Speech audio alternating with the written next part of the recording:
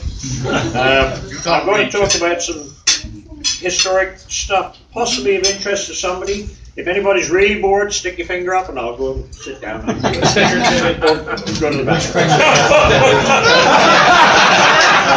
That one.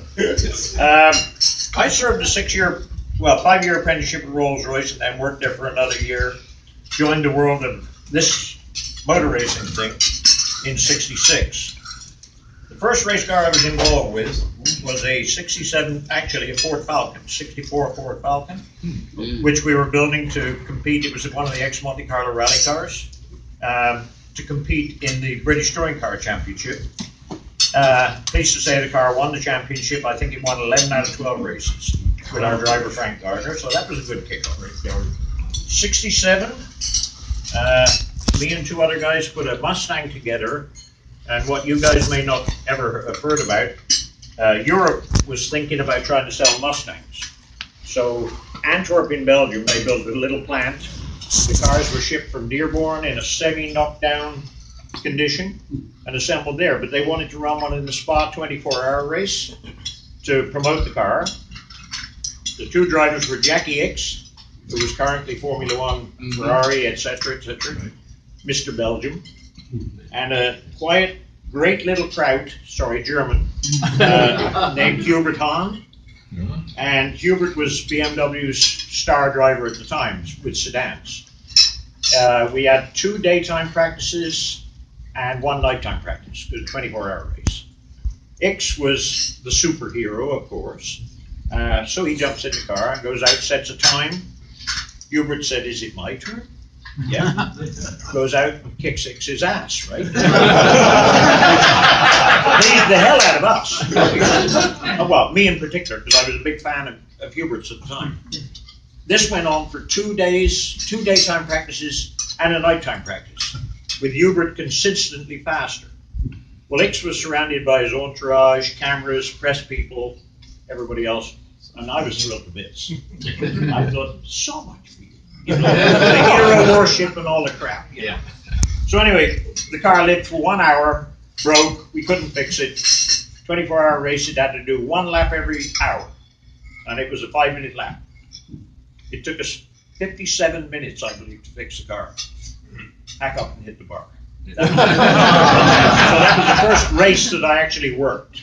1968, we had a Cortina, and I was part of the European team, me and 1 other guy. He was my boss, if you like. He was chief mechanic. We did a race on a Mickey Mouse airfield just outside Vienna in Austria, but it was part of the European Championship. I'm looking at you, Sam, so please look back. I gotta have something to focus on, because I feel like a jerk up here. You're not a jerk, Timmy. Okay. Well, we won the race just outside Vienna. Right. The next race was in Brno in Czechoslovakia. Again, part of the European Touring Car Championship.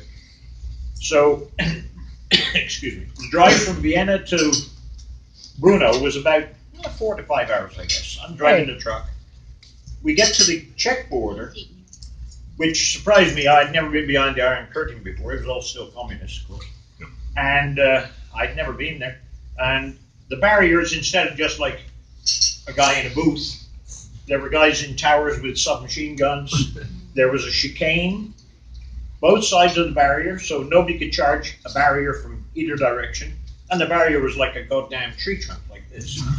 So we pull up there, and everything looked a bit strange. There was no other traffic, only us. The guys in the towers looked incredibly nervous. I took out my little Kodak Brownie or whatever it was, and went to take a picture of one of them, and that really pissed them off.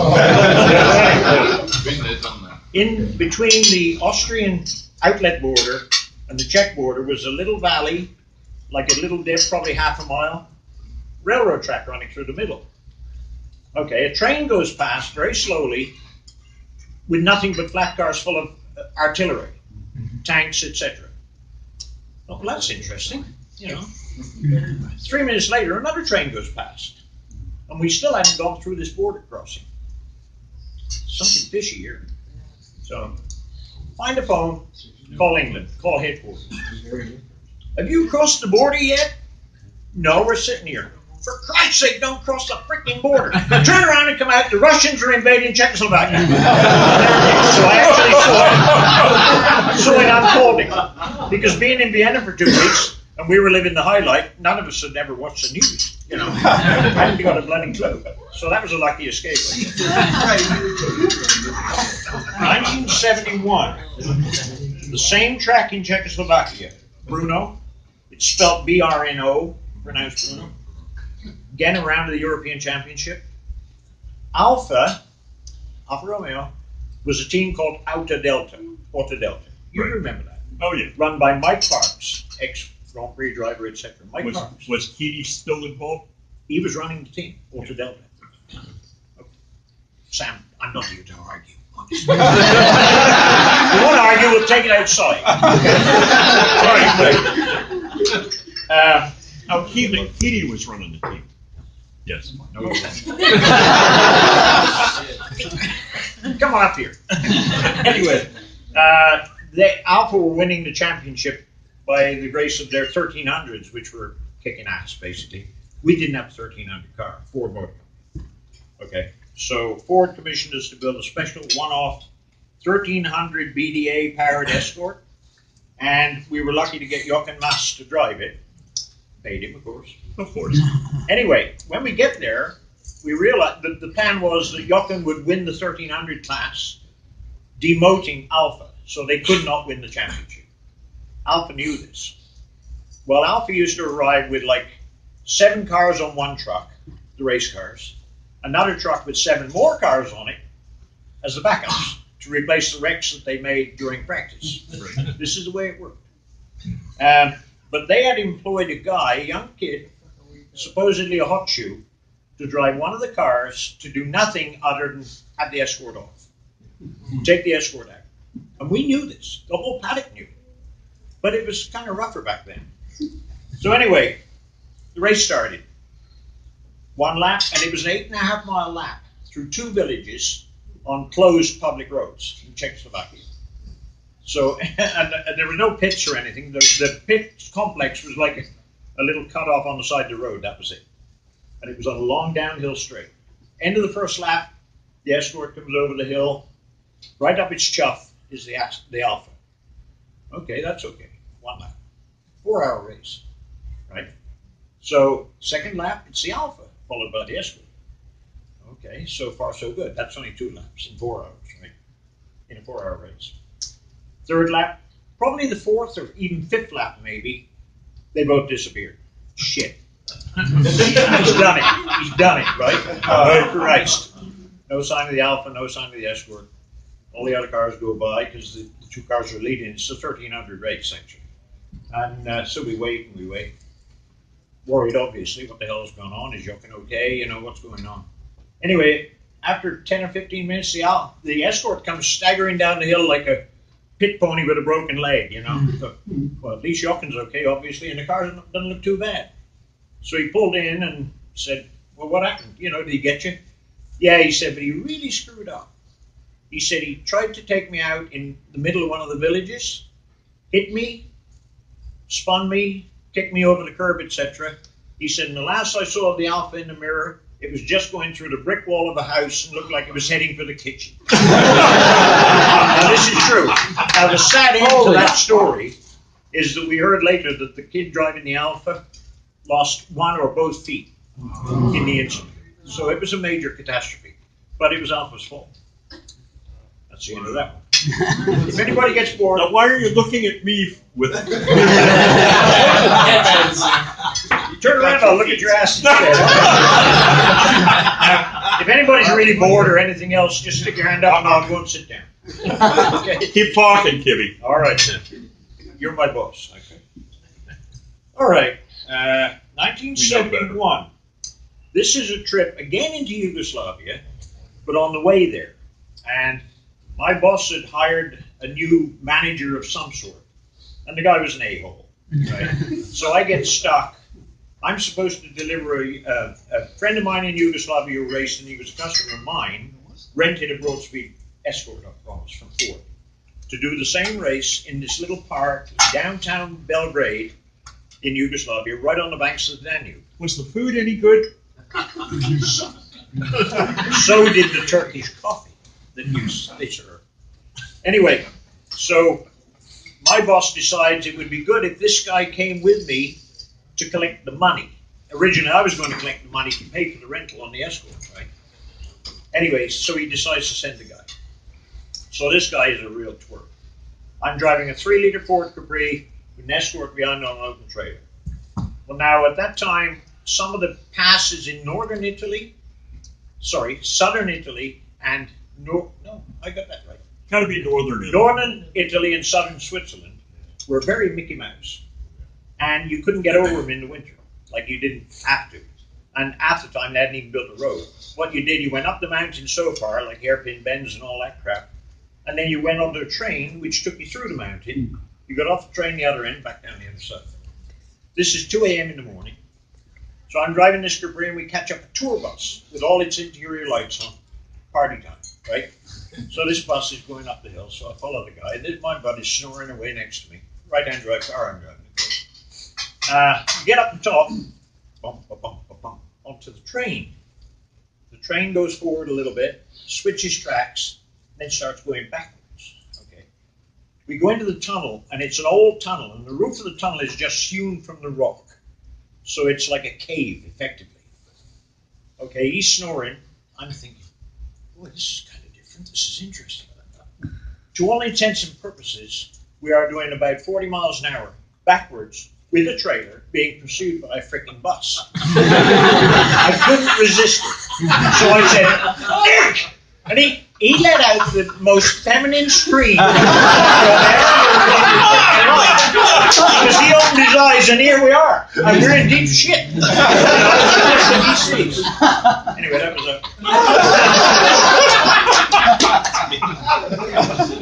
a 71 again. We built an Escort for an outfit called the Jolly Club. We didn't know really who the Jolly Club was, except they paid everything in lira, cash money, and they all dressed in black suits. So we built the Escort. Black ties. We built the Escort. They arrived. We paid for it all. Like 2 guys in dark suits, and then the principal. We did all the speaking, and the cases are full of cash, of course. Yeah. We take the car to Monza. We had to stay in Monza for a couple of days. And then we were going to run a race at Monza. Milan. And then we were going to run a race at Monza. So anyway, the principal comes in, second day I think. He said, we are going to test today at Monza. I thought, really? How the hell are you going to work that one out? You know, Monza's a major international racetrack with a great history and everything else. And you're some guy in a black suit. And I said, well, I don't see how that can happen. He said, yeah, you need to be there by noon. And I said, are you sure about this? Like, did you screw up or what? And he said, no. I said, well, how are you managing to get Monza? He said, we own it. And it was the Italian mafia. That's how we learned what the Jolly Club was. We were very nice to those guys, believe me. Anyway, I'm going to move right along here and then I'm done, so I won't bore you too long. 1973, a good friend of mine named Peter Ashcroft ran Ford England's competition department at the time. Okay, and I was running a Mark I Ford Escort for Tom Walkinshaw. That name means something good. Tom was a real asshole. But, no, he really was. Well, I'll give you an indication. He died a few years ago, and there were 36 people at his funeral. That tells you a lot. Anyway, with the Escort, we did a race, and the motor broke, and it was a dog in the car anyway. And so we had another race coming up in about 3 weeks' time. Pull the car all apart, the motor's in the engine shop being rebuilt, which was next door. And I get a call from Peter Ashcroft, my buddy at Ford. This was on the Wednesday. And he said, Tivvy, can you have the Escort at Silverstone on Friday? And I said, no, absolutely impossible. He said, what do you mean? I said, we've got no motor. The car's all apart. You know, we're doing a pre-race major rebuild. He said, oh, it'd be good if you could be there. Can't do it, Peter. Like, what's it all about? He said, well, I can't really tell you. Big secret deal. And I thought, yeah, you're full of shit. So anyway, I kept saying, well, no, I can't be done, Peter. can't be that. Well, tell me what you want. I said, well, a motor for one thing, not a problem. I thought, huh. So in the end, I said, well, I'll tell you what, give me an hour and I'll call you back. First thing I do is pick up the phone, call Silverstone. And at that time, anybody could rent Silverstone for the afternoon on a Friday for £25. So you would end up with like Formula 5000s, which we were there with sometimes, and like little old ladies driving Morris Minor pickup trucks on the track at the same time. There were really it was no holds barred, you know. Positively dangerous if you had a guy with a quick car. So I called Silverstone. I said, this is Tivvy at SpecFab, which was my company at the time. I said, I'd like to, you know, pay $25 and rent the track for the afternoon. She said, no, I'm sorry, the track's not available. And I said, what do you mean it's not available? It's always available on a Friday. It's sort of open practice for the world and its wife, you know. She said, no, I'm sorry, this week it's different. And I said, well, can you tell me who's got it, please? Of course, by then I'm paying more attention to this whole situation, because I'd never known it'd be closed on a Friday. So I said, can you tell me who's got it, please? And I'll call them and see if we can split it with them or whatever. Because if it was like Ron Dennis or McLaren or whatever it was, you know, you could piggyback with them. And everybody was fine with that arrangement. Anyway, she said, no, I'm not at liberty to tell you who's got it. This is freaking weird. So I called Peter back. I said, Peter, this is getting a bit interesting. Still can't be there with the car, but who's going to drive the car? He said, well, actually, the royal family. And I said, ah, you're shitting me. He said, no, he said, the Queen decided she would really like to drive a race car. And some of the family. Princess Anne, for one, etc. I thought, oh, this is getting more interesting by the minute. So I said, okay, if I can get an engine from you, he said, no problem. When do you need it? Tomorrow noon. I said. He said, it'll be on your doorstep tomorrow noon. Race ready to plug in and go. So I thought, this is kind of cool. Different, you know, I mean, very different. So anyway, I got my best friend came and helped me, and we worked 2/3 of the night putting the damn car back together. By 11 o'clock next morning, a guy from Borum, which was Ford's rally headquarters at the time, rolls up the fresh 2-liter Pinto motor, which is what it ran. It was an RS2000 in the back of his van, fresh built dyno. Plugged the motor in. Friday morning, we head off to Silverstone. I still didn't really believe this shit. Anyway, we get there, and Jackie Stewart arrives first. Now, he was Ford's PR intermediary at the time, and he was another girl. And I'll amplify that in a little bit. I can explain it a bit better, but anyway. Then these limos start coming in. And the first thing that gets out is several guys with black suits and bulges in the pockets, you know. And there's not another soul at Silverstone other than like the track manager. That's basically it. I thought, shit. Well, did they have corner workers? Sorry? Did they have corner workers? No. Nobody there.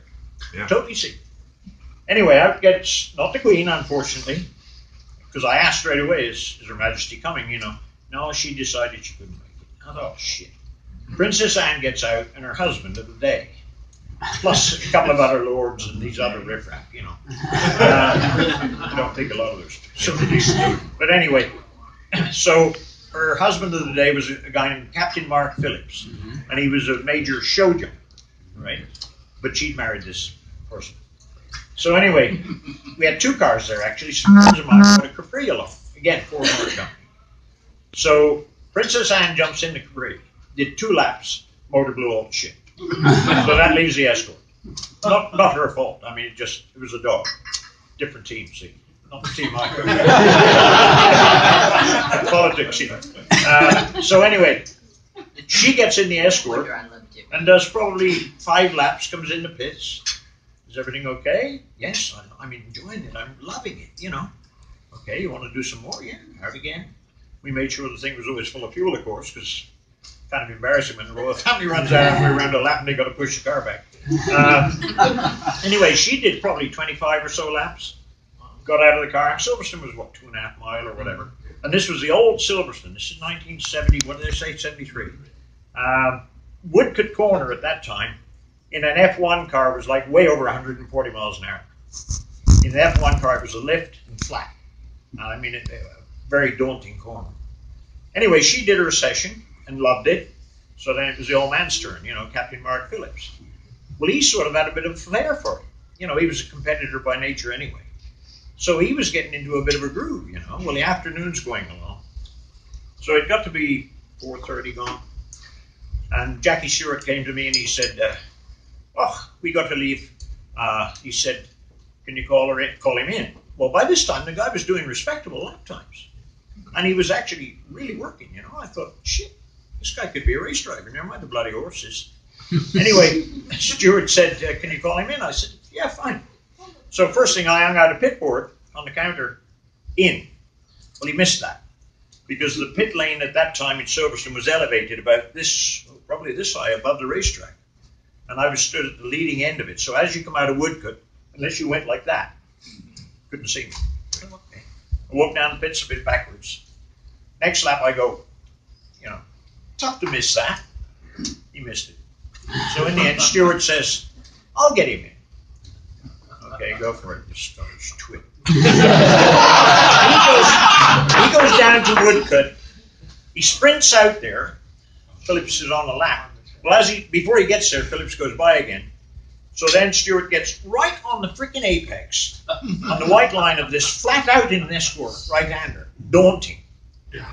And he jumps up and down and goes like this. Of course, Phillips couldn't miss him, broke his concentration, spins the car and totally destroys it against the barrier on the outside. He wasn't hurt at all. The car was totally demolished. Anyway, Ford called me Saturday morning, the following morning. Peter Ashcroft called me. He said, I heard about it. You can't tell anybody. I said, oh, I haven't told anybody. And of course, this was totally secret. He said, what do you need?